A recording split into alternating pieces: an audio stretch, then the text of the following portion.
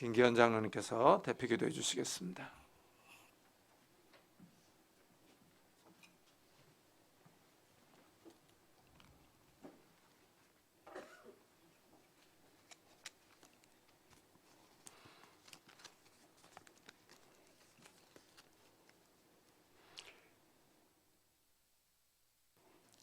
기도드리겠습니다.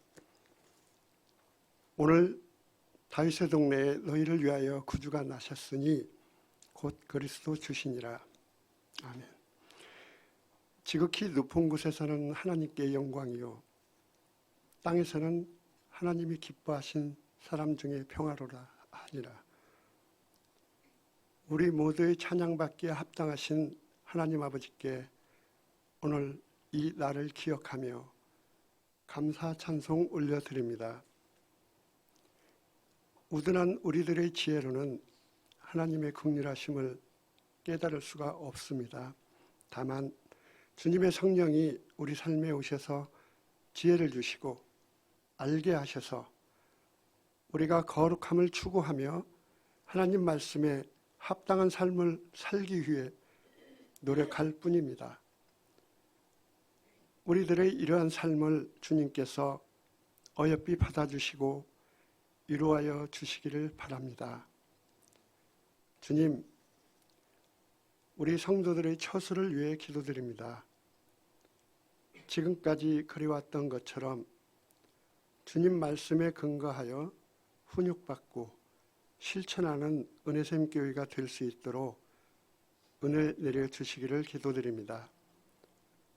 주님께서 계획하신 바대로 순응하며 반응한 교회가 되기를 바라며 어느 곳에 서든지 주님을 만난 첫 순간을 기억하며 감사한 마음으로 살아가는 우리 모두 되게 하옵소서.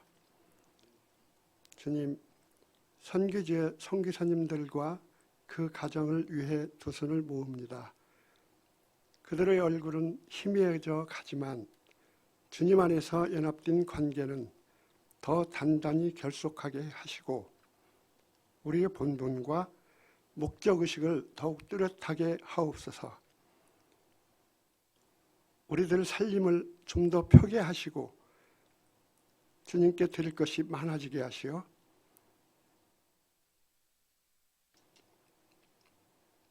맞이하는 새해에는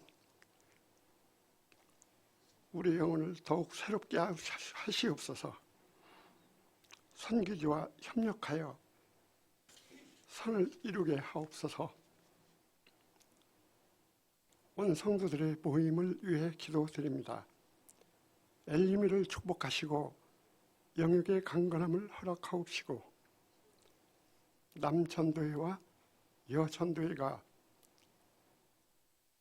주님께서 주신 지혜를 가지고 가지 역할을 충실히 이행할 수 있도록 도와주시옵소서. 청장년층과 중고등부, 유초등부를 위해 기도드립니다.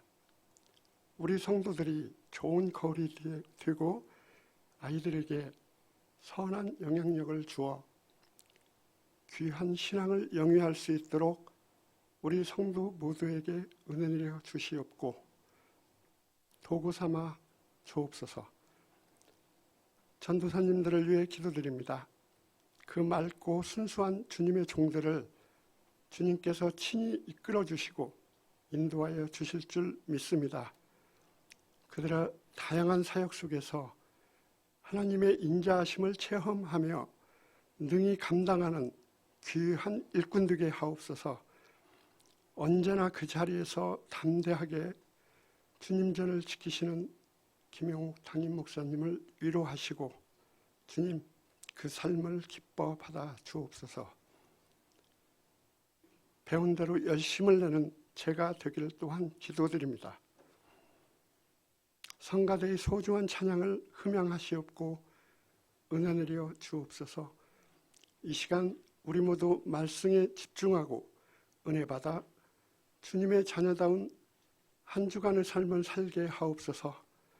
우리를 위해 친히 세상에 내려오셔서 모든 고초당하시고 다 이루었다 말씀하신 은혜로우신 예수님 이름으로 기도드립니다.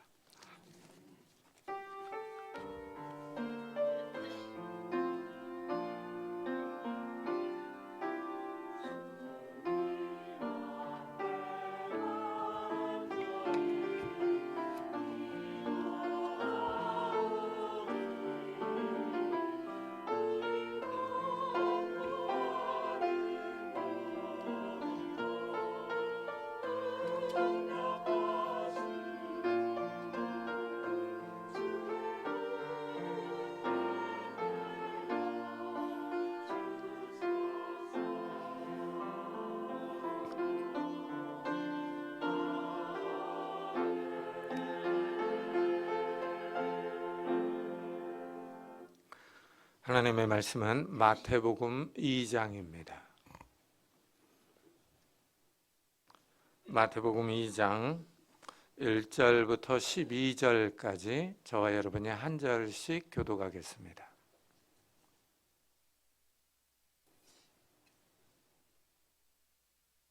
신약성경 2페이지에 있습니다. 마태복음 2장 1절부터 12절까지 한 절씩 교독하겠습니다. 헤롯 왕 때에 예수께서 유다 베들레헴에서 나심에 동방으로부터 박사들이 예루살렘에 이르러 말하되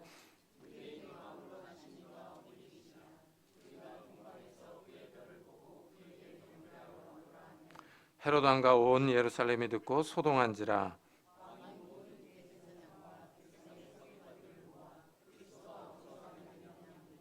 이르되 유대 베들레헴에 오니 이는 선지자로 이렇게 기록된 바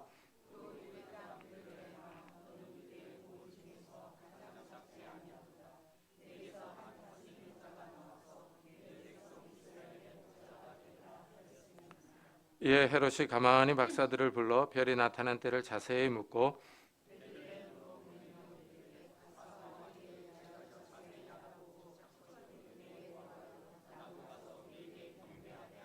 박사들이 왕의 말을 듣고 갈새 동방에서 보던 그 별이 문득 앞서 인도하여 가다가 아기 있는 곳 위에 머물러 서 있는지라.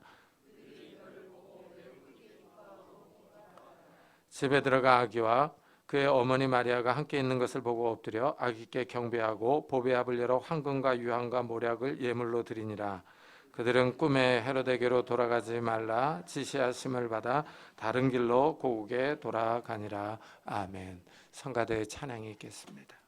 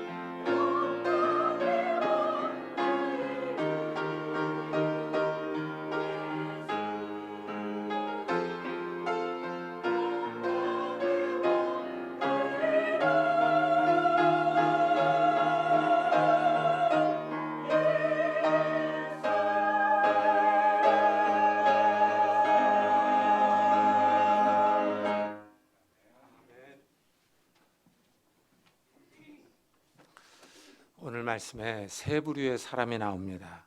이들은 예수님에 대하여 취하는 태도는 서로 다릅니다.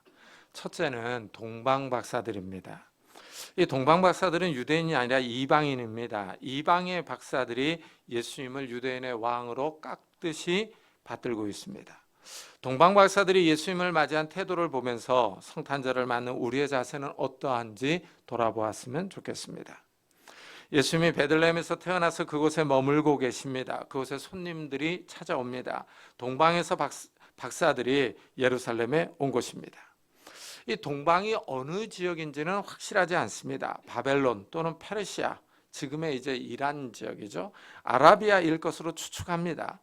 이 바벨론과 페르시아 지역에는 유대인들이 포로로 잡혀간 곳이기 때문에 많은 유대인들이 흩어져서 살고 있었습니다. 이 동방에서 박사들은 별을 보고 예루살렘으로 찾아옵니다. 이들이 별을 따라온 것을 보면 천문학을 잘 알고 있는 사람들입니다. 별을 연구하는 천문학자들이 신기한 별을 발견합니다. 유대인의 왕의 탄생을 알려주는 별입니다. 그래서 이 별을 따라 예루살렘으로 왔습니다. 이 별이 어떻게 생겼는지, 이 별이 어떻게 동방박사들의 길을 인도해 주었는지에 대해서는 자세한 설명이 없습니다. 단지 본문은 박사들이 별을 보고 따라왔다 하고 말합니다. 이 동방박사들이 어떻게 별을 보고 유대인의 왕이 태어날 것을 알고 있었는지도 궁금합니다. 하지만 본문은 여기에 대해서 아무 소리를 하지 않습니다. 다만 우리가 추측해 볼 수 있는 것은 구약에 나오는 발람 선지자의 예언 가운데 한 별이 야곱에게서 나오며 한 규가 이스라엘에게서 일어날 것이라고 말합니다. 한 별이 야곱에게서 온다는 말씀은 유대인들 사이에서는 메시아 예언으로 알려져 있었습니다. 아마도 동방박사들은 이방인 지역에 흩어져 사는 유대인들로부터 이런 예언을 들었을 것입니다. 그리고 신기한 별이 나타나자 이 별을 따라서 예루살렘까지 왔습니다. 이 동방박사들이 예루살렘에 도착해서 예수님을 찾습니다. 유대인의 왕으로 나신 이가 어디 계시냐? 우리가 동방에서 그의 별을 보고 그에게 경배하러 왔노라 합니다. 이들은 유대인의 왕을 찾습니다. 이 유대인의 왕이라는 표현이요, 이 마태복음 1장을 읽어보면 족보가 나옵니다. 이 예수님의 족보와 유대인의 왕이라는 표현이 잘 어울립니다. 이 마태는 예수님을 다윗의 가문에서 태어난 왕족으로 소개하고 있습니다. 이 족보는 다윗에서 솔로몬으로 나아갑니다. 다윗의 여러 아들들이 있었는데 그 아들 가운데 이제 왕이 된 솔로몬을 추적해서 왕의 족보를 말하고 있습니다. 예수님이 왕의 후손으로 오셨다 하는 것을 밝혀줍니다. 이 동방박사들이 페르시아 지역에서 왔다면 수개월에 걸쳐서 여행했을 것입니다. 이 구약에서 율법학자 에스라는 이전에 페르시아 지역에서 가나안 땅으로 올 때 무려 4개월이 걸렸습니다. 이렇게 먼 지역을 여행해서 동방박사들이 왔다고 생각해 보십시오. 이들은 예수님을 찾는 목적이 뚜렷합니다. 경배하기 위해서 왔습니다. 유대인의 왕을 경배하기 위해 자신들의 모든 것을 쏟아 부었습니다. 대단한 노력과 정성을 보입니다. 예수님은 유대인의 왕으로 태어나셨습니다. 동방박사들이 사는 나라의 왕이 아닙니다. 그런데도 동방박사들은 다른 민족의 왕에게 경배하기 위해서 수개월의 여행을 하면서 예루살렘에 도착했습니다. 여행 경비도 정말 많이 들었을 겁니다. 4개월 동안 먹고 자고 여행했습니다. 광야에서 불편한 잠자리를 감수하면서 예수님을 찾아왔습니다. 이 목적지가 멀었기 때문에 동방박사들은 여행하는데 어려움이 많았습니다. 날씨와 강도의 위험과 사자나 독사와 같은 야생 짐승을 만날 불안도 있었습니다. 그 당시는 교통수단이 발달하지 않았습니다. 현대와 같이 차를 타고 가면 수월하겠지만 낙타를 타고 먼 길을 왔습니다. 많은 밤을 거리에서 야영했습니다. 고생이 심했습니다. 이런 악조건인데도 이들은 유대인의 왕으로 나신 예수님께 경배하러 왔습니다. 대단한 열정과 열심을 보이고 있습니다. 어떻습니까? 이들의 열정과 열심이 대단하지 않습니까? 과연 우리도 이들처럼 예수님을 경배하기 위한 열정이 있는지 나 자신을 돌아보았으면 좋겠습니다. 예배를 전심으로 사모하고 계십니까? 혹시 주일날 아침이 되면 일어나기 힘들다고 예배 참석을 귀찮아하지는 않습니까? 예배 자리로 나오는 것을 기뻐하는 성도님들이 되시기를 축복합니다. 둘째는 유대인들입니다. 동방박사들이 예루살렘에 와서 유대인의 왕으로 나신 이가 어디 계시냐 하고 묻습니다. 그러자 이 소리를 들은 예루살렘의 유대인들에게 큰 소동이 일어납니다. 헤롯 왕이 이 소리를 듣고 대제사장들과 서기관들을 집합시키고 묻습니다. 그리스도가 어디서 나겠느냐? 그리스도는 메시아를 뜻합니다. 헤롯 왕은 유대인의 왕을 메시아, 그리스도로 이해합니다. 이 메시아는 히브리어로 기름 부음 받은 자입니다. 구약에서 기름 부음을 받는 자는 왕, 선지자, 제사장입니다. 하나님의 귀한 직분을 받는 사람들에게 기름을 부어 거룩하게 했습니다. 헤롯 왕의 말에 따르면 예수님은 오랫동안 기다리던 메시아입니다. 이스라엘을 구원하기 위하여 오신 분입니다. 이 성경에 정통한 대제사장들과 서기관들이 다 모였습니다. 예수님이 어디서 탄생할 것인가를 연구하고 찾습니다. 미가서 5장 2절에 보면은 메시아는 유다 베들레헴에서 태어날 것이라고 예언하고 있습니다. 대제사장들과 서기관들은 메시아가 베들레헴에서 태어날 것을 헤롯 왕에게 정확하게 대답해 주었습니다. 그러나 그들은 그것으로 끝입니다. 더 관심이 없습니다. 예수님을 찾아가지 않습니다. 예수님을 만나야겠다는 열정이 없습니다. 대제사장과 서기관들은 침묵합니다. 이들은 하나님을 섬긴다고 하는 사람들입니다. 구약 성경을 잘 알고 있습니다. 메시아가 태어날 장소까지 정확하게 알고 있었던 사람들입니다. 이들은 동방박사로부터 유대인의 왕으로 태어나신 이가 어디 계시냐 하는 질문을 들었습니다. 그런데도 이들은 어떤 흥분과 기대가 없습니다. 이 점이 아주 아이러니합니다. 유대인들은 오랫동안 메시아를 기다리고 있었습니다. 메시아가 오면 이 메시아가 이방 민족에게 압제를 당하는 이스라엘을 구원할 것이라는 소망이 있었습니다. 유대인들에게는 메시아가 정치적, 군사적 구원자라는 소리입니다. 민족의 희망입니다.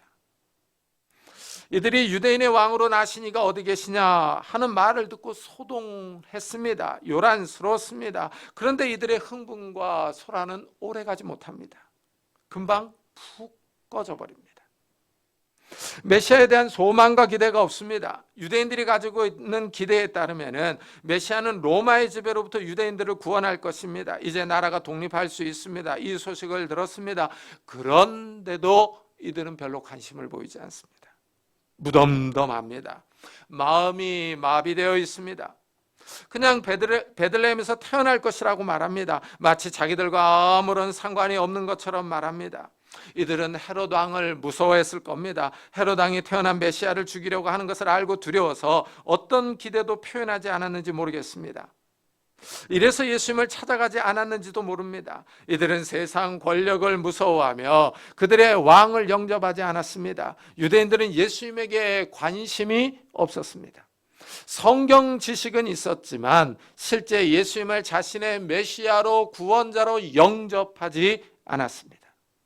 오늘날에도 이런 사람들이 있습니다. 예수님에 대해서 알지만 자신과 상관없는 분으로 여깁니다. 교회는 다니지만은 예수님에 대해서 별로 관심이 없습니다. 예수님을 찾고 진정으로 경배하려는 의지가 없습니다. 이 셋째는 이 헤롯과 같은 사람입니다. 헤롯 왕은 그 당시 유대를 통치하던 왕입니다. 이 사람은 유대인이 아니라 이둠의 사람입니다. 이방인입니다. 로마로부터 정치 권력을 인정받아 통치하던 왕입니다. 헤롯은 유대인이 아니라 이 왕으로서 정통성이 없습니다. 헤롯 왕은 동방박사들의 말을 듣고 놀랍니다. 왜냐하면 자신의 정치적 라이벌이 등장했다고 생각하기 때문입니다. 이래서 예수를 죽이려고 음모를 꾸밉니다. 동방박사들에게 가서 예수를 찾아 경배하고 자신에게 돌아와서 알려달라고 말합니다. 자기도 가서 경배하겠다고 거짓말을 합니다. 동방박사들이 아기 예수가 태어난 장소를 알려주면 가서 죽이려고 계획을 세운 겁니다. 헤롯은 예수님을 대적하고 있습니다. 헤롯은 거짓 예배자입니다. 동방박사들을 속여서 예수님의 정보를 알아내려고 합니다. 하지만 나중에 동방박사들은 헤롯에게 돌아가지 않습니다. 그러자 헤롯은 동방박사들에게 알아본 그때를 기준으로 해서 베들레헴 지역에서 태어난 2살 아래의 남자아이들을 다 죽여버립니다. 헤롯은 편집증 환자입니다. 자신의 왕위에 도전이 될 만한 사람들을 다 잡아 죽여버렸습니다. 예수님은 이 땅에 구원자로 오셨습니다. 그러나 헤롯 왕은 예수님을 싫어합니다. 예수님을 반기지 않습니다. 예수님은 평화의 왕으로 이 땅에 오셨는데 아이러니하게 피비린내 나는 살육이 벌어졌습니다. 헤롯 왕은 예수님을 아주 적극적으로 대적합니다. 예수님을 잡아 죽이려고 합니다. 오늘날에도 이런 사람들이 있습니다. 예수 믿는 사람들을 아주 싫어합니다. 교회를 박해하며 핍박하는 사람들이 있습니다. 이래서 어떤 사람들은 예수님을 원망합니다. 예수님 때문에 무고한 어린아이들이 죽었다고 비난합니다. 하지만 입은 삐뚤어졌어도 말은 바로 하랬다고 예수님 때문이 아니라 헤롯 때문입니다.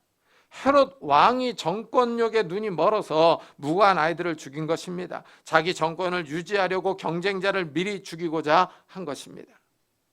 마치 표범이 사자 새끼를 보면 죽이려고 하는 것과 같습니다. 장차 먹이를 두고 경쟁할 새끼를 미리 죽이는 겁니다. 이런 일은 육식동물 사이에서 흔히 일어납니다. 헤롯은 왕권 경쟁자의 싹을 잘라버리려고 아이들을 다 죽였습니다. 피도 눈물도 없습니다. 정권을 유지하기 위하여 냉정합니다. 이 헤롯 왕과 같은 사람들이 있습니다. 권력과 부를 위해서 어떤 짓도 망설이지 않고 행사하는 사람들입니다. 이런 사람들이 예루살렘에 있었습니다. 또한 예루살렘을 차지하고 싶은 사람들도 있었습니다. 이래서 예루살렘은 역사 속에서 평화의 성이 아니라 피의 성이 되었습니다. 이게 아이러니입니다. 중세에는 십자가 전쟁으로 많은 사람이 죽었습니다. 이래서 제임스 캐럴이라는 사람은 예루살렘의 광기라는 책을 쓰기도 했습니다. 예루살렘은 광기로 얼룩진 폭력의 장소라는 것입니다. 이 사람은 원래 천주교 사제였다가 사제복을 벗어 던졌습니다. 유대교, 기독교, 이슬람교의 싸움을 관찰하고 예루살렘을 성지로 만든 것은 인간의 욕심, 인간의 탐심이라고 비판합니다. 예루살렘이 문제가 아니라 이 사람의 말처럼 헤롯과 같은 사람들의 욕심, 탐욕이 문제였던 겁니다. 이 사람들의 탐욕이 이 예루살렘 평화의 성을 피의 성으로 만들었던 겁니다. 예수님이 탄생할 때 세 부류의 사람들이 있었습니다. 이들 가운데 동방박사들이 단연 돋보입니다. 동방박사들은 유대인이 아니라 이방인들입니다. 그런데도 예수님을 경배하는데 아주 적극적입니다. 자신들의 시간과 물질을 다 쏟아부어서 예수님을 찾아왔습니다. 귀한 예물을 드리며 경배합니다. 왕께 합당한 예우를 보입니다. 이 동방박사들이 헤롯 왕의 말을 듣고 예루살렘을 떠나갑니다. 그러자 신기하게 별이 다시 나타나서 동방박사들의 갈 길을 인도합니다. 박사들이 왕의 말을 듣고 갈새 동방에서 보던 그 별이 문득 앞서 인도하여 가다가 악이 있는 곳 위에 머물러 서 있는지라 그들이 별을 보고 매우 크게 기뻐하더라.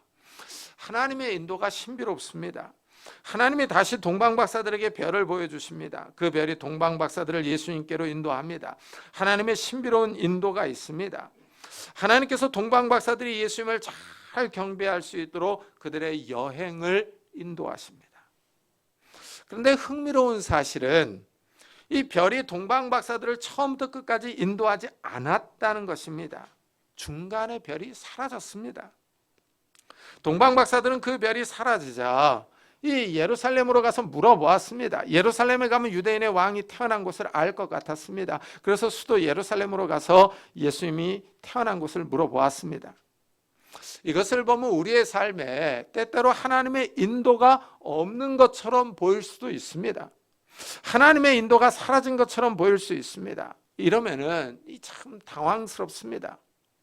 사람들은 자기가 할 수 있는 행동을 합니다. 이것이 좋은 결과를 가져올지 나쁜 결과를 가져올지 아무도 모릅니다. 동방박사들은 별이 사라지자 예루살렘에 가서 물어보았습니다. 이 동방박사들의 출현에 예루살렘이 큰 충격을 받았습니다. 먼저는 유대인들을 깨웠습니다. 메시아에 대한 관심이 없던 사람들에게 메시아에 대한 관심을 불러일으켰습니다. 비록 행동하지는 않았지만 메시아가 어디서 태어날 것인지를 연구하게 했습니다. 아주 긍정적인 면입니다. 그러나 또 다른 면에서는 이것이 베들레헴에 큰 비극을 가져왔습니다. 헤롯 왕의 편집증적인 증세가 베들레헴의 아이들에게 비극으로 다가왔습니다. 큰 살육이 있었기 때문입니다. 사라졌던 별이 다시 나타났습니다. 그 별이 동방박사들을 예수님이 태어난 장소로 인도합니다. 예수님이 있던 곳에 별이 멈춰서 있었습니다. 덕분에 박사들은 예수님을 쉽게 찾을 수 있었습니다. 그들은 예수님을 발견하고 나서 크게 기뻐합니다. 예수님을 발견한 사람들은 이렇게 동방박사들처럼 기쁨이 있습니다. 이 점에 의미가 있습니다.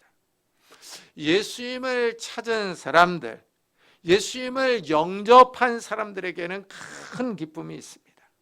우리 역시 마찬가지입니다. 예수님을 개인적으로 만나면 큰 기쁨이 있습니다. 예수 그리스도를 개인의 구세주로 영접하면 구원을 받습니다. 예수님이 우리의 죄를 위하여 이 땅에 오셨습니다. 십자가에서 우리의 죄를 대신 죽었습니다. 이 사실을 믿는 사람들이 죄를 용서받고 하나님과 화평을 누립니다. 죄를 용서받지 못했을 때에는 하나님과 원수였습니다. 하나님과 사람 사이에 죄의 담이 있었습니다. 그러나 예수님이 이 죄의 담을 치워주셨습니다. 동이 서에서 먼 것 같이 예수님이 죄를 옮겨주셨습니다. 이런 예수님을 발견하며 믿는 사람들이 하나님과 화평을 누립니다.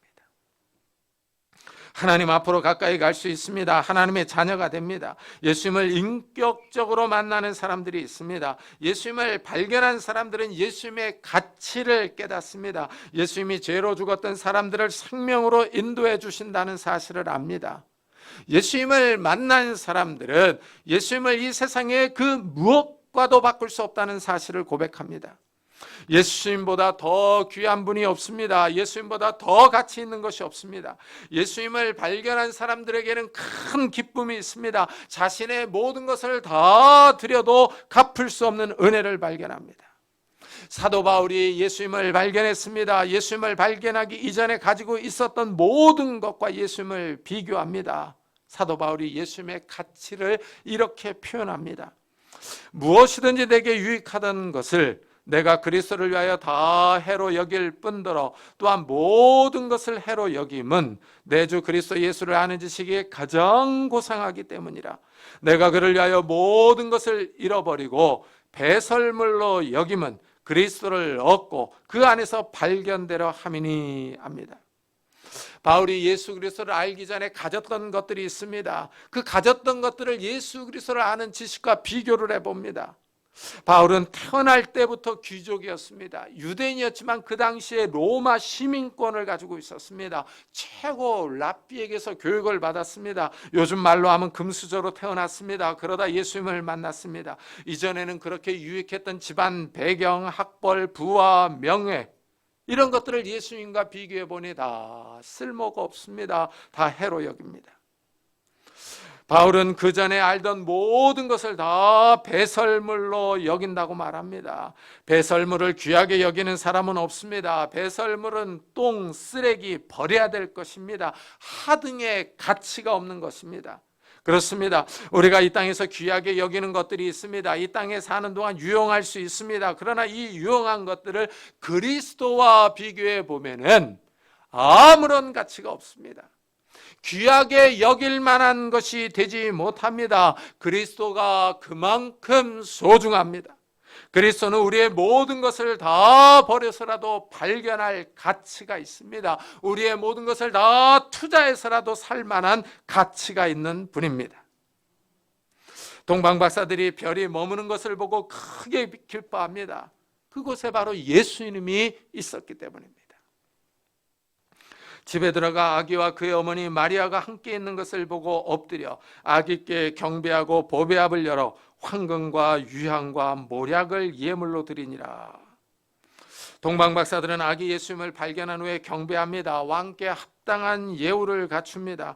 유대인의 왕에게 엎드려 경배합니다. 동방박사들은 예수님이 경배할 대상이라는 것을 알았습니다. 경배를 받기에 합당하신 분이라는 사실을 인정합니다. 동방 박사들은 왕을 경배하기 위하여 오랫동안 여행을 해서 예루살렘까지 왔습니다. 많은 위험을 무릅쓰고 왔습니다. 많은 경비를 지불하고 쉽지 않은 여행을 감행했습니다. 동방 박사들이 경배한 예수님은 유대인의 왕일 뿐만 아니라 만왕의 왕이기 때문입니다. 이 땅을 창조하신 분입니다. 만왕의 왕이며 만군의 주입니다. 사람들의 찬양과 경배를 받기에 합당하신 분입니다. 특별히 예수님은 죄와 사망과 영원한 심판으로부터 우리를 구원하신 분입니다. 이래서 성도들이 예수님께 경배를 드립니다. 성도들이 예수님을 찬양하며 경배하는 이유가 여기 있습니다. 비록 우리는 동방 박사들처럼 예수님을 직접 찾아가지는 못하지만 우리도 마음과 뜻과 힘과 정성을 다하여 예수님을 찬양합니다. 신령과 진정으로 예배를 드립니다. 만왕의 왕께 합당한 경배를 드립니다. 동방 박사들이 아기 예수님께 경배합니다. 엎드려 절합니다. 그리고 왕에게 3가지 예물을 드립니다. 동방 박사들이 3가지 예물을 드린 것을 보면은 동방 박사들이 3사람이었다는 것을 알 수 있습니다. 황금은 그 당시나 지금이나 귀금속입니다. 요즘은 정말 금값이 많이 뛰었습니다. 얼마나 큰 금을 준비해 왔는지 자세하게 나오지 않지만 귀한 예물을 예수님께 드립니다. 유향은 보스웰리아 나무에서 나온 송진으로 향료입니다. 요즘 관절에 효과가 있다고 선전하는 보스웰리아입니다. 이것은 제단에서 향으로 사용하기도 했습니다. 모략 역시 작은 나무에서 나오는 수액입니다. 여기에 송진, 기름, 수지를 혼합하여 만듭니다. 액체나 고체로 파는 것은 옷이나 부부 침실의 향수로 사용하기도 하고 강장제나 방향을 위해서 사용하기도 했습니다. 냄새를 제거하기 위해서 시신에 넣기도 했습니다. 동방 박사들이 예수님을 경배하기 위하여 예물을 드렸습니다. 고대에서 왕을 아련하는 자들은 예물을 드렸습니다. 이래서 이들은 예수님을 만나러 오면서 빈손으로 오지 않았습니다. 유대인의 왕을 아련하는 데 필요한 예물을 가지고 왔습니다. 이 예물로서 영광을 돌립니다. 아마도 이 예물들은 예수님이 이 헤롯 왕의 위협을 피해 이집트로 피난 갔을 때 경비로 사용됐을 것입니다. 동방 박사들은 예수님을 왕으로서 합당한 예우를 합니다. 수개월에 걸친 여행에 들어간 경비와 예물을 보면 이들은 예수님께 큰 투자를 합니다. 황금과 유향과 모략은 그 당시 귀중품들입니다. 이들은 귀한 물질로서 왕께 예의를 표했습니다. 이들이 드린 예물은 철저하게 자발적인 것입니다. 누가 강요해서 강압적으로 드린 것은 아닙니다. 자원해서 드립니다. 하나님 앞에 드리는 예물은 다 자원해서 드립니다. 하나님이 우리에게 베풀어 주신 은혜에 감사하면서 드리는 것입니다. 이것이 예물의 기본적인 원칙입니다. 자원해서 드리는 예물은 자신의 형편에 따라 드려야 합니다. 구약의 제사 제도에는 형편에 따라 제물을 드릴 수 있습니다. 소를 드릴 수 있는 사람은 소를 드립니다. 양과 염소를 드릴 수 있는 사람은 양과 염소를 드립니다. 소나 양을 드릴 형편이 되지 않는 사람들은 비둘기를 드립니다. 가난한 사람들은 비둘기로 하나님께 제사를 드렸습니다. 예수 그리스도께 예배를 드리기 위해서는 예물이 필요합니다. 왜 예배 시간에 헌금 순서가 있는지를 설명해 줍니다. 이 예물은 마음의 표현입니다. 하나님이 자기에게 주신 은혜를 깊이 감사하는 마음으로 드립니다. 하나님이 주신 은혜와 사랑을 깊이 깨닫는 사람들은 하나님께 예물을 정성으로 드립니다. 자원하는 마음으로 기쁨으로 드립니다. 하늘의 영광을 바라보는 사람들, 하나님이 베푸신 구원의 은총을 아는 사람들은 자신의 것을 드리는데 인색하지 않습니다. 아까워하지 않습니다. 감사하는 마음으로 드립니다. 동방 박사들은 그리스도를 경배합니다. 그리스도께 경배를 마치고 헤롯 왕에 가서 메시아에 대해서 알려주려고 합니다. 헤롯 왕이 자기도 그리스도께 경배하려고 한다고 동방 박사들을 속였습니다. 아기 예수가 어디에서 났는지를 알아서 죽이려는 의도입니다. 참 이것을 보면은 세상은 처음부터 예수 그리스도를 배척했습니다. 예수님을 싫어했습니다. 세상은 아무 이유 없이 하나님을 싫어하며 대적합니다. 이것이 아이러니입니다. 하나님은 사람이 살기 좋게 이 세상을 아름답게 창조하셨습니다. 하나님이 주인이십니다. 그런데 타락한 사람은 창조주를 싫어합니다. 주인이 이 세상에 왔는데 주인을 환영하지 않고 배척합니다. 헤롯 왕이 아기 예수님을 죽이려고 합니다. 그러나 하나님이 헤롯 왕의 계획을 무산시킵니다. 헤롯 동방 박사들에게 다른 길로 가라고 지시합니다. 그들은 꿈에 헤롯에게로 돌아가지 말라 지시하심을 받아 다른 길로 고국에 돌아가니라.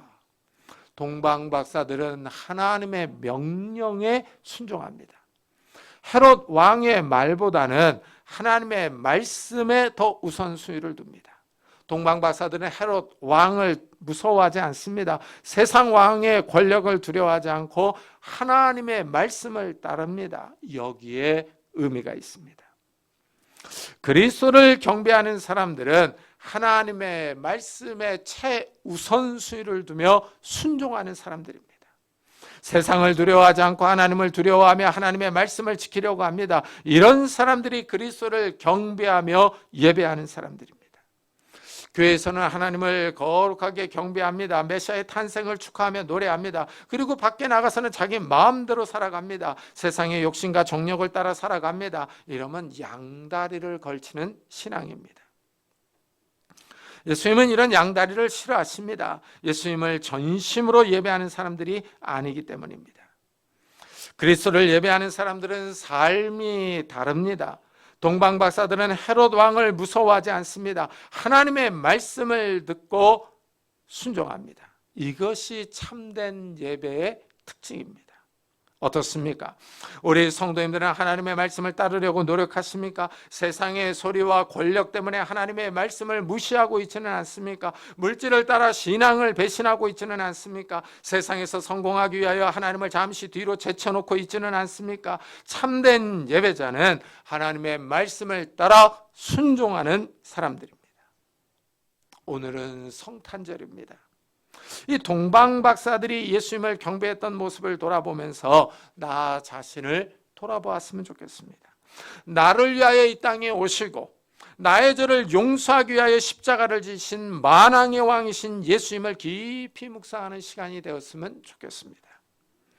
우리 역시 그리스도를 경배하러 왔습니다. 예수님의 탄생이 나와 관련이 있습니다. 예수 그리스도는 나를 구원하기 위하여 이 땅에 오셨습니다. 그래서 이 시간 우리의 왕이신 예수님의 이름을 높이며 찬양합니다.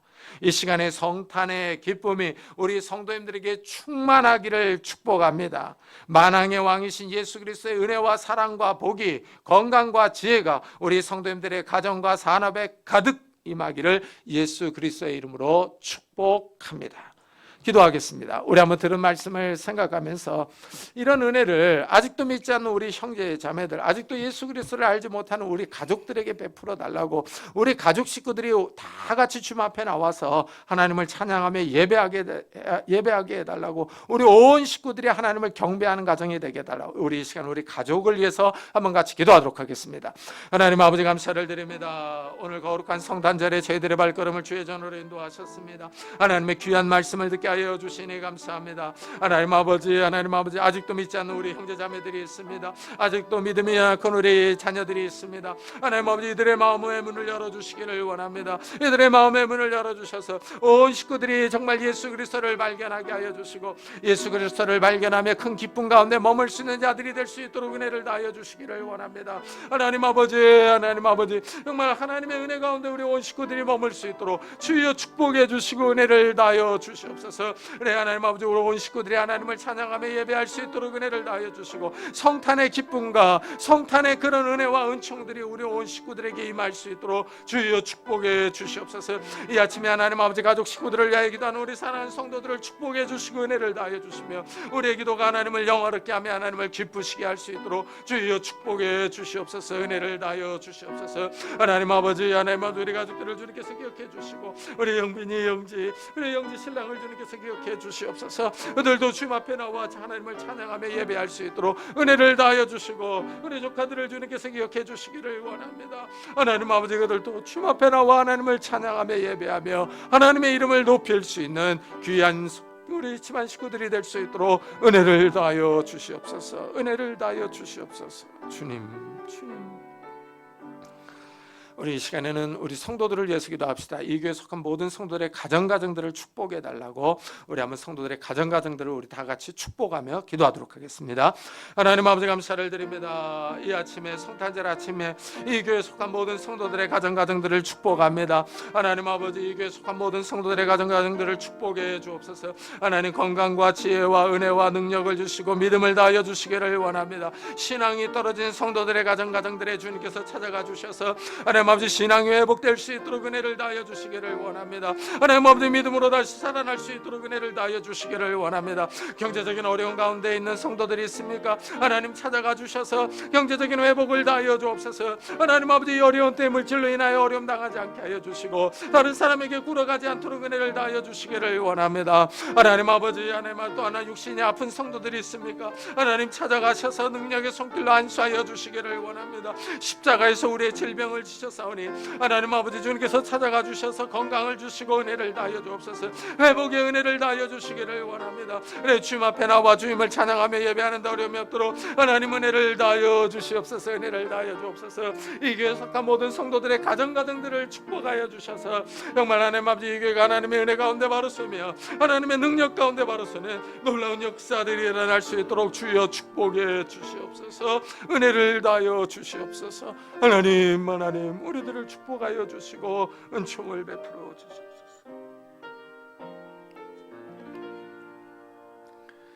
주님, 동방 박사들이 예수님을 발견하고 크게 기뻐하고 기뻐했습니다.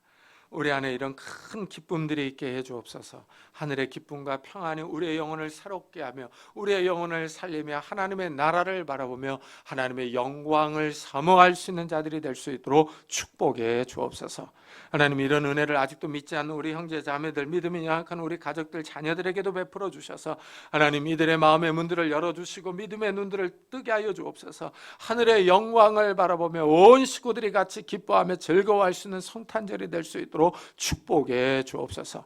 하나님 또한 이 교회에 속한 모든 성도들의 가정들을 축복해 주시기를 원합니다. 믿음이 떨어진 가정들이 다시 한번 회복되게 하여 주시고 경제적인 어려운 가운데 있는 성도들이 다시 한번 일어날 수 있도록 하나님 능력과 지혜와 건강과 복을 주시고 또한 아픈 성도님들에게 찾아가 주셔서 정말 예수 그리스도의 이름과 능력으로 다시 한번 일어설 수 있도록 건강을 허락해 주옵소서. 그래서 온 성도들이 하나님을 기뻐하며 즐거워할 수 있도록 축복해 주옵소서. 감사드리며 예수 그리스도의 이름으로 기도드리옵나이다. 아멘. 우리 찬송가 125장을 하나님께 드리겠습니다.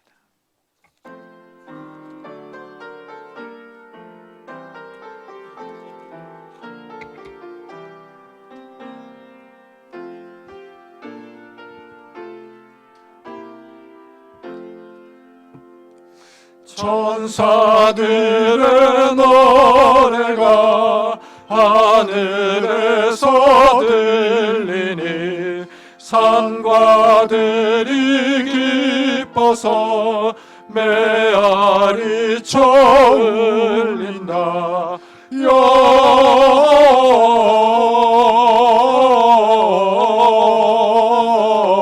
영광을 높이 계신 주께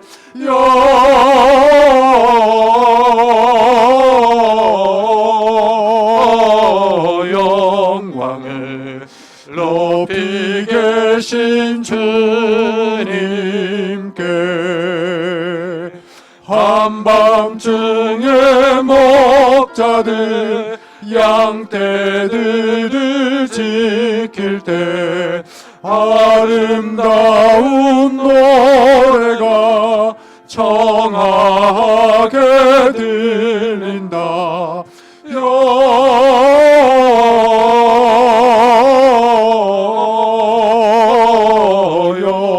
영광을 높이 계신 주께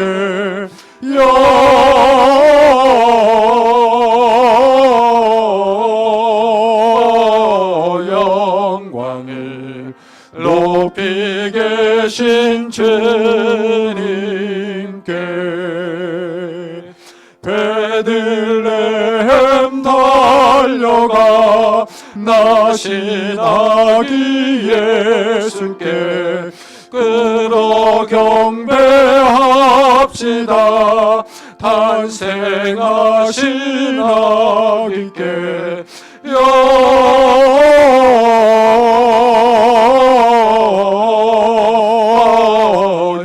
영광을 높이 계신 주께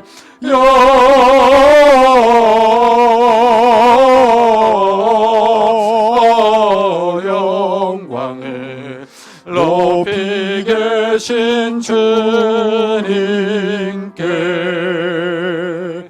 그 유 안에 누이신 어린 아기 예수께 우리들도 다 함께 기쁜 찬송 부르자.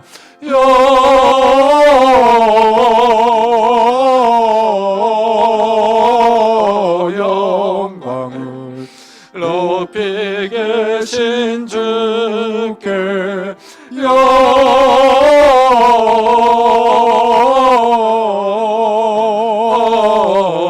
영광을 높이 계신 주님께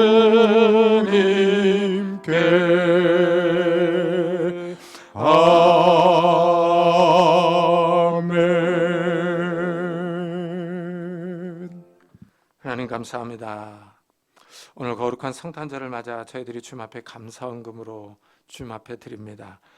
하나님, 동방박사들이 황금과 유향과 모략을 정성껏 드렸듯이 우리들도 이 예물을 주님 앞에 정성껏 드립니다. 이 예물을 받아주시고 우리의 삶을 받아주셔서 이 어렵고 힘든 세상에서 우리에게 건강과 지혜와 능력과 복을 허락해 주옵소서. 그래서 하나님, 정말 우리의 손으로 하는 모든 일들이 열매를 맺게 하셔서 우리가 다른 사람에게 꿇어가지 않게 하여 주시고 우리가 다른 사람을 꾸어주며 도와주는 그런 넉넉한 삶을 살아갈 수 있도록 축복해 주옵소서. 하나님, 정말 내년의 경제적인 상황이 더 어렵다고들 합니다. 하나님, 계속 이런 어려움들이 밀려오고 있는 이러한 때에 하나님께서 살아계셔서 우리의 갈 길을 지키시며 인도하시는 줄을 믿습니다. 동방박사들을 별으로 인도하신 것처럼 하나님께서 우리의 삶을 인도해 주셔서 이 어려운 때 우리의 삶이 평안하게 하시고 우리의 삶이 하나님 안에서 우리의 가정들이 화목할 수 있도록 축복해 주옵소서. 그래서 하나님, 정말 이 성탄절의 기쁨과 평안이 우리의 가족과 산업에 넘쳐날 수 있도록 축복해 주셔서 우리가 어려운 이웃들을 도와주며 힘들어하는 이 주위 사람들을 세워주며 격려할 수 있는 믿음의 성도들이 다 될 수 있도록 축복해 주옵소서. 감사드리며 예수 그리스도의 이름으로 축복하며 기도드리옵나이다. 아멘. 교회 소식을 알려드리겠습니다. 이게 주보를 참조해 주시고 다음 주일 예배는 마지막 주일인데요. 오전 예배 1, 2부가 있고요. 오후 2시 예배는 쉬고 대신 송구 영신 예배가 밤 11시에 있겠습니다. 다른 광고는 이 주보를 참고해 주시기 바랍니다. 우리 그리고 옆 사람에게 우리 한번 메리 크리스마스 하고 우리 한번 같이 인사하도록 하겠습니다. 메리 크리스마스, 메리 크리스마스. 우리 다 같이 자리에서 일어나셔서 살아계신 주 부르고 예배 마치도록 하겠습니다.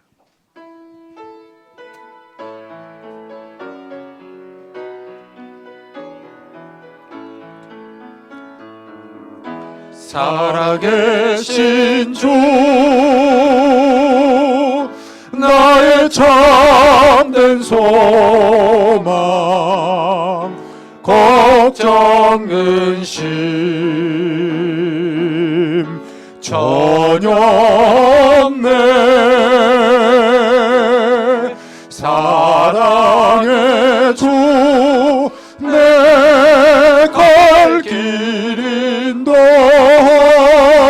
인도하니 내 모든 삶의 기쁨 늘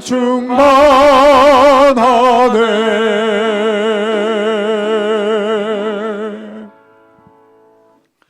지금은 우리 주 예수 그리스도의 은혜와 하나님의 사랑과 성령님의 교통하심에 동방박사처럼 참된 예배를 드리고자 다짐하며 돌아가는 우리 사랑하는 성도들과 가정과 산업과 교회 위에 지금부터 영원토록 함께 있을지어다. 아멘.